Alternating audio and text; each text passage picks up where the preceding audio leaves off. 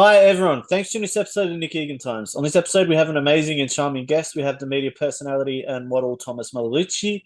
Thomas is the winner of the most recent Bachelor series from Australia.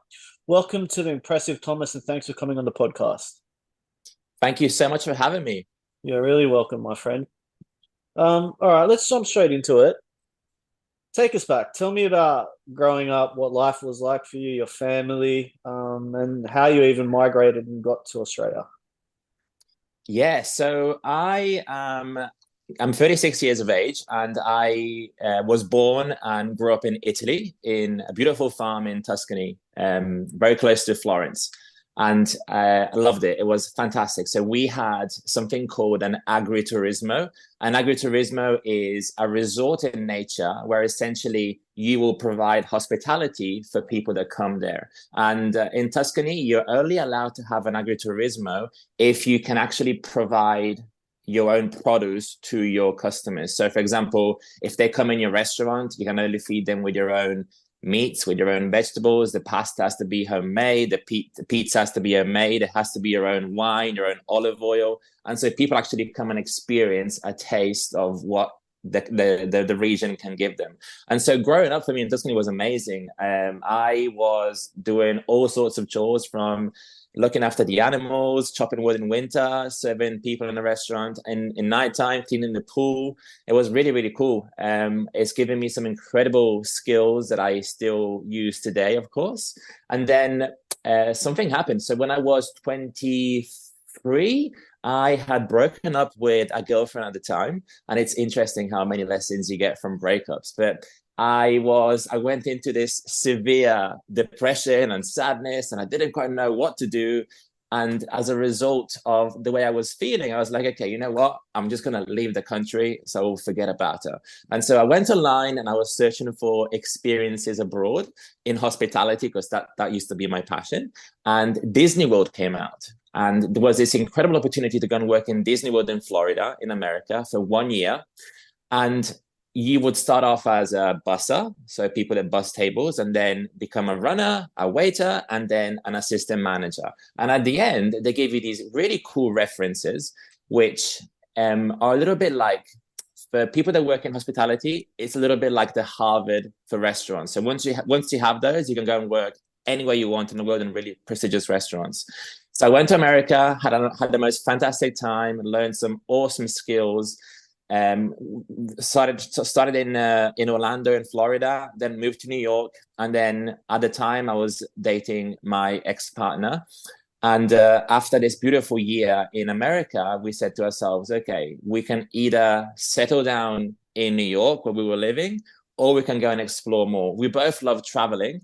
And so I posed the question, shall we go to Australia? Let's go there for 1 year. Let's travel all around the country and then come back. And she was like, okay. So we applied for visas. And in the space of 1 day, we got it, bought our tickets, came to Australia. And then, I brought my resume to this beautiful restaurant in Sydney. And after 3 months, they offered me a sponsorship. And it's been 11 years now, and I'm still here, and I love it. Part of the furniture now. That's Yeah.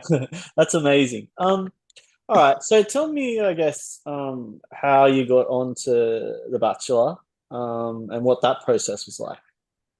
Yeah, that's a really interesting story. It was really random. I remember being really inspired one day. I was working a lot from home, and then one day I turn on Netflix and I start watching this reality TV show called Too Hot to Handle. And I see these, beautiful looking people. They are all looking for love. And I was like, you know what? I'm single. I could have really enjoy going on TV for an experience like this, just stepping out of my comfort zone. And so I started actively thinking about, okay, what steps do I need to do to actually make this a reality? And I'm really big on manifestation. And so I started thinking, I started visualizing. And then a couple of weeks later, I received this message on Instagram. And it was this casting agent saying to me, hey, Thomas, we are looking for hot and single guys for a dating show. Are you interested and are you single? And I was like, I thought it was a joke. So I said to her, yes, I'm single and ready to mingle. What's the next step? She's like, are you free today to jump on Zoom? Yes. So I jumped on Zoom, and then, kid you not, it was for The Bachelor. And in the space of, after that call, in the space of 3 weeks, I did a few interviews, medical tests, and then I was in. Easy. Amazing. Were you nervous or worried about going onto it? Like, obviously, I guess you're putting yourself out there and, being vulnerable to a certain degree as well. Was that a concern at all? Yeah, totally. Like I did get a little bit nervous, but one of the things that I have learned is that about myself is that I always aim to grow in any situation I can put myself into. And so I saw that as an opportunity for me to step out of my comfort zone, to really be out of my comfort zone, when it comes to being on cameras and microphones, plus dating, beautiful women. And so, yes, I was nervous. I was a little bit anxious, but I knew that I would be upholding my truth. And I saw it as a bit of a challenge and something that I was looking forward to in the end as well. Incredible. And tell me, what was it like on the show? Like, what are some insights you can share with us that that maybe we don't know about, or how real it is versus maybe potentially a little bit being fake? Like, well, yeah, what are the insights you can share? Yeah, I honestly, I had the best experience. I am grateful because I met some incredible women, which most of them are still really good friends of mine. I guess what I learned on the show is that it's real. Obviously, there's some elements of drama. It's a TV show, and so they do need to get those views up as much as they can. And we know how much human beings love drama, so that is sometimes created. But for the most part, I've learned that people on there are there looking for love, and so once you actually settle in the reality of the fact that you are on a TV show and you manage to calm your nervous system and actually open your heart and be in the moment, you can start to attract those feelings and you can start to connect and have that chemistry with your potential partner, lover, or the person that you're dating. And so what I learned is to save every single moment and just go in there knowing that this person could be your person, and get out of your head, go into your heart. And a really interesting lesson that I learned on the show as well, and this is, I think this can, you can take this in real life, is that your gut will always know the answer. And so often I find myself going onto dates or having conversations, and some things happen, or maybe a person acts a certain way. You really perhaps start to see some of her true colors, and your mind is like, no, no, no, no, no, she will be okay. I think that she will be the right one for you. Your gut's telling you, no, she fucking isn't. Don't go there. Don't do it. And in some cases, I listened to my head, not to my gut, and then I regretted it. And so, if anybody is listening here, trust your gut always. Yeah, 100%. Couldn't agree more. Your gut always is right. It is always right. And how has it changed you as a person? I guess going on to it to where you are now, like how do you think to a certain degree matured, or yeah, how has it changed you? It's a good question. I think the biggest change that has happened since The Bachelor has just been a bit of a growth journey for me. Obviously, when you go on a TV show, you are at the mercy of people who judge you as a character, not so much as a person. And so while the show was airing, for example, I made that mistake of reading the comments on Twitter and going on Facebook, and I was like, oh my gosh, I can't believe people can just be so mean. They are just talking shit about you. They're talking shit about your friends and they don't even know you. And then media articles coming out, and I was just like, how is this even possible? And so I guess the biggest lesson for me there was to just be an observer of what is happening around you, knowing that when you do go on these TV shows, you do become a character and people judge you for that. And that's okay. And also knowing that people are always doing the best with what they have. And so the biggest lesson was definitely that, just to step away from the drama, don't get involved in it, and knowing that it's okay. Like it's just the nature of the beast, as you so call it. No, I totally understand with what you're saying. You know, it's you got to develop thick skin. You know what I mean? Like people are nasty out there, right? Like that's a really tough situation. You know what I mean? We're all human beings with emotions, and you know, so yeah, I totally understand it. How is your love life going? So, like, have you been on dates? Like, how are the women since you've been? Obviously, the show's finished. How's that going? Yeah, it's going really well. I've been on dates. I'm dating. I have met some incredible, special people since the show, and I'm in this phase now where I am looking for a partner, and I'm dating. So I'm exploring. I'm trying to find that special connection, and in the process as well, I'm learning so much about myself. So for example, as I said, I'm 36, right? So I am, mature. And when it comes to dating, I don't know about you, but I feel that we are constantly learning every single day. Like when you're dating someone, that person is a mirror of who you are, and they are here to teach you a lesson. And so, for example, as of late, I learned about attachment styles, like love attachment styles, and there's been a few instances where I was dating and then I always found myself in the same position with every single girl. And I was like, there's a pattern here. What's going on? And so a friend of mine who is a relationship coach, was like, what's your attachment style? And I was like, I've got no idea. She's like, okay, read this book, do this test.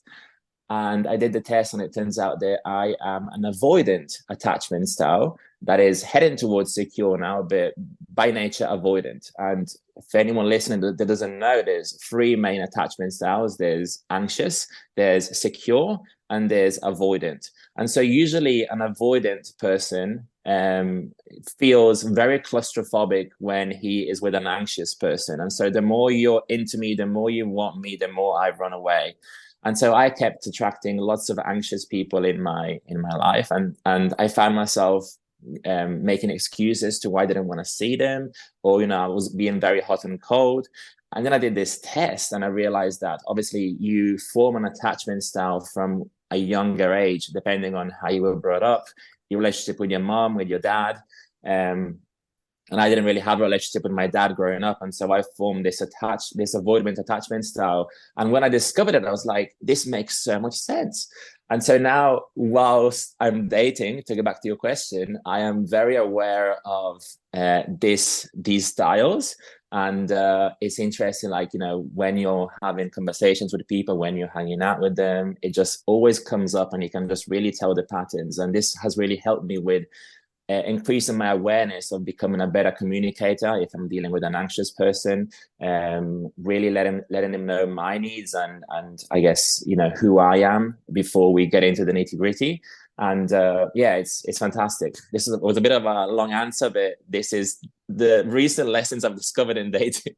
No, that's really interesting. Does that doing that test and obviously being, I guess, very self-aware and understanding it all more now, um, is any kind of woman off limits, if that makes sense? Is there now, because you understand it, I guess, completely, is there like a certain type of woman or a character of a woman you have to stay away from because you wouldn't mesh?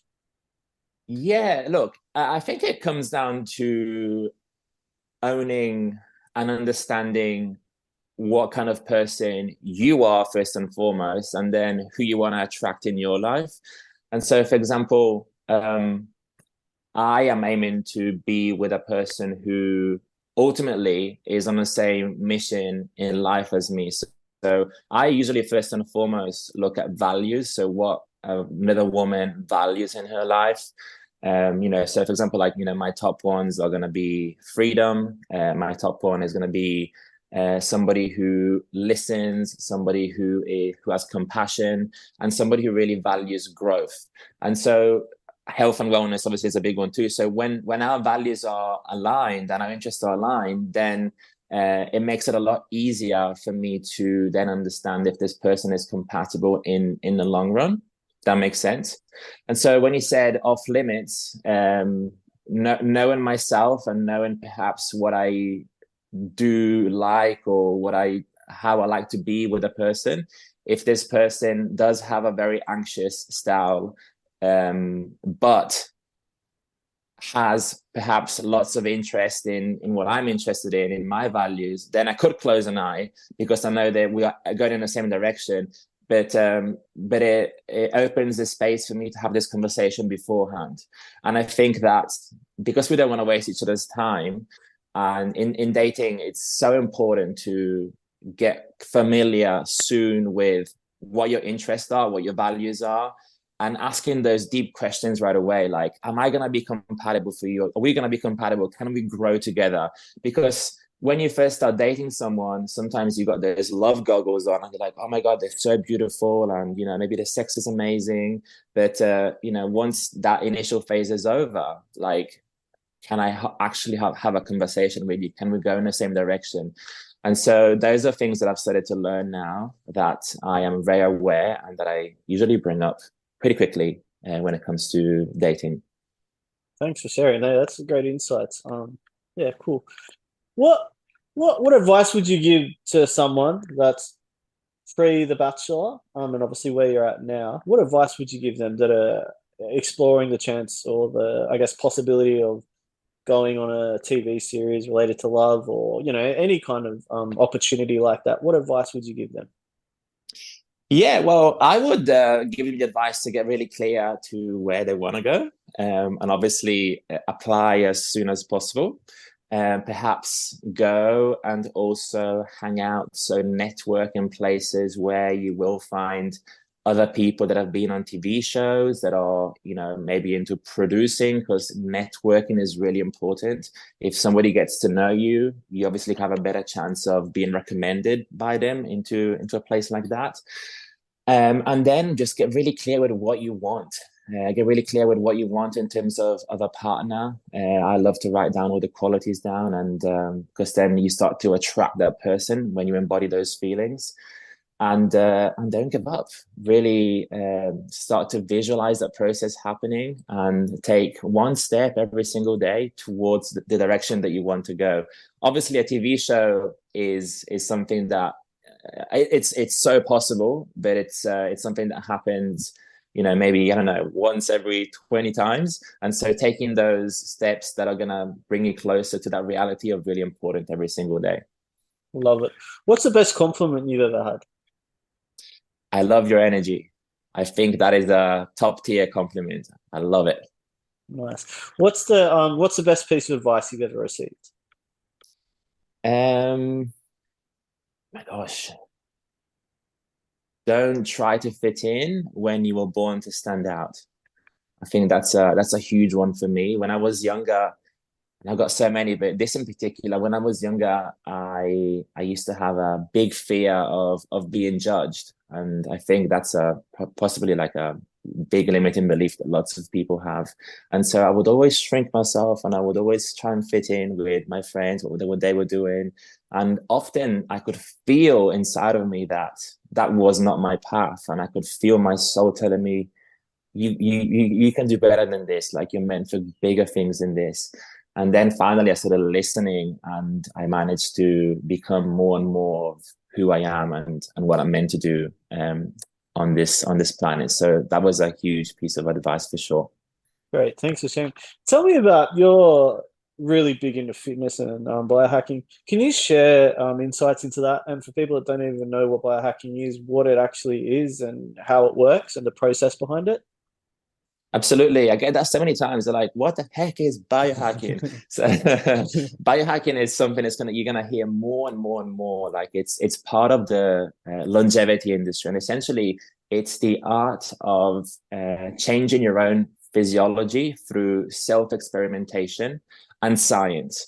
So essentially, it's all about bettering your performance, bettering your thinking, and become more of an impactful and productive human being. Everybody is different. So what I love to say, and why I love biohacking so much, is that, for you, Nick, you might have a certain routine, you might eat certain foods that work really well with your DNA and your biology, and that helps you become a high performer in your life. For me, that might look different, you know. So I've got heaps of friends of mine that, you know, are vegan and don't eat animal protein, and they're fantastic. That doesn't work for me. I love meat and I love certain types of supplements. And so biohacking is all about encouraging people to trust your own body and almost like putting this mad scientist hat on and experimenting what's going to work for you and help you become more productive, have better performance, live longer, live healthier, think better. And so some common biohacking techniques and tools that people might hear these days are going to be, you know, meditation, huge, ice baths, infrared saunas, intermittent fasting. But then it goes beyond that. You know, one of the most important things that we can do as people is optimizing our sleep. So many people wake up in the morning feeling more groggier than usual. They go for that first coffee, just have the first conversation. When we can take some really simple steps the night before to ensure that we go into nice, deep, restful sleep. And just that alone can really help us become more productive. So many, many, many things that we can talk about, but essentially it's all about asking yourself this question: how can I be a better performer? And then experimenting, doing some small things that can help you become that person. And how has that changed you personally? So pre doing it to where you are now, how would you describe how much it's changed? Fuck. I wish I could show you a photo of who I was back in 2015, 16, 17. But I used to be super skinny, but I used to have this big gut. I was living on coffee for energy. I would wake up on autopilot, drink 7 or 8 coffees, didn't really know much about nutrition and what actually served my body. And at the age of 26, I remember my biggest people used to tell me, like, Thomas, how you feeling? What's up? And I'm like, oh, I'm tired. That was my first response. I'm tired. And I actually thought that I was aging and being tired was normal. And yeah, I was just so not who I am today. Like, and when a friend introduced me to biohacking, I was really curious because I was like, look, if this can help me just even have a little bit more vitality and be more impactful in the way I show up in my daily life, I'm all in. What have I got to lose? And so I started, and yeah, I managed to go from 78 kilos to 92 kilos. So I put on like all this lean muscle and healthy weight, which I've maintained since then for the past 8 years. And then I've been able to adopt practices in my life that have helped me think better, that have helped me with my skin, that have helped me become a lot more creative. And the question that you asked me, how has this changed me? It's helped me become more productive, and it's helped me have more impact on my day-to-day activities, which are conversations, which are, you know, business plans, relationships. And, you know, if my one of my mottos, let's say, is that, or my ways of being or knowing, is that my energy is my biggest currency. Like, you know, I can have all the money in the world, but if I don't have the energy and the vitality to impact people, then I just don't feel that that's useless. And so every day I manage my energy. My energy is always really, really high, and my energy is what I use to create epicness in my life. And so biohacking has really allowed me to always have my energy up really, really high. And essentially, whatever I want to do, I can do, because I've got the energy, I've got the vitality, and I'm ready for it. Amazing. Thanks for sharing. What inspires you daily? Say again, sorry. What inspires you daily? Oh yeah, it's becoming 1% better every day. I really value growth, and I really value helping people. So I feel fulfilled and I feel inspired if I'm having some sort of impact on people. I've found that my purpose in life is help co-create the healthiest and most connected people on the planet. And so through my own experience of going to what I used to be to who I am today, I now have in mind to always help the person that I used to be become an evolved version of themselves, and then just be that shining light for people. So yeah, that's my mission in life. Great. And what are your ambitions for the future? What is your end game? Like, I guess taking away from the personal side of love and stuff, I guess professionally or business or anything like projects wise. What is your ambitions there? The moment, most of my focus is going and completing two books that I have just written. One is about my story and it helps people go from being distracted to on purpose by connecting the mind, body, and spirit. And the second one is a book on biohacking, like a no bullshit approach on biohacking, like what you can actually do to think better, feel better, move better. And so I'm putting all of my blood and sweat in these books now. Can't wait to get them released. And again, impacting people through the lessons and science that I've learned. And then I really see myself talking on stages and helping people with their mindset, with their wellness, with biohacking tips. And in the next 5 years, probably sooner, I also see myself owning a biohacking center. So a center that has, all these beautiful machines, infrared sauna, cryotherapy, meditation center, float tank. I just love being able to own a space that when people come in, they're feeling a little bit meh, and then they leave feeling super recharged. Yeah. That sounds amazing. I'll sign up when you got it open. For sure. That's incredible. What are your hobbies and passions as well? Like, what do you like to do? I guess if you get into downtime, what do you like to do to relax? Yeah, anything fitness wise, I'm a bit of a freak. So I will often, I've got lots of friends who are into that. So we will go and do fitness classes together and whatnot. But if it's more of a relaxing phase, then I am very classic. I love watching my movies. I love reading books. I love hanging out by the beach with friends. And I am a heliophile. So a heliophile is somebody who is addicted to the sun. And so I'm always adventuring around in outdoors when the sun is out. Ocean, hiking. I love engines, so I love motocross. I used to do motocross for many, many years in Italy, and it's one of my biggest passions, motorbikes. And traveling. So if I do have some downtime, I am booking a ticket and going away. Wonderful. And where's your favorite place to travel? As of now, Mexico. Mexico has stolen my heart. Like I've had the most epic experience there. Really chasing all the pyramids and the underground cenotes, scuba diving. It's been fantastic. I've been 11 years in Sydney now, and for the first time, I'm going to be going to Bali next month. So I can't wait to go to Bali. Everybody's always like, Thomas, you're going to end up living there. Can't wait to test it out myself. Yeah, I want to go to Bali. I've been to Bali, but I couldn't agree more with you with Mexico. I've been there too. It's incredible. It's amazing. There's so much to do and so many different elements to it. The culture, yeah, it's just amazing. Yes. Yeah. All right. If you're 18 again and you could go back in time and you could change anything, it could be personally or professionally, what would you change? Whoa. Um, this is a big question. This is a bit of a loaded question. Oh my gosh. The first thing that comes to mind is change the way that I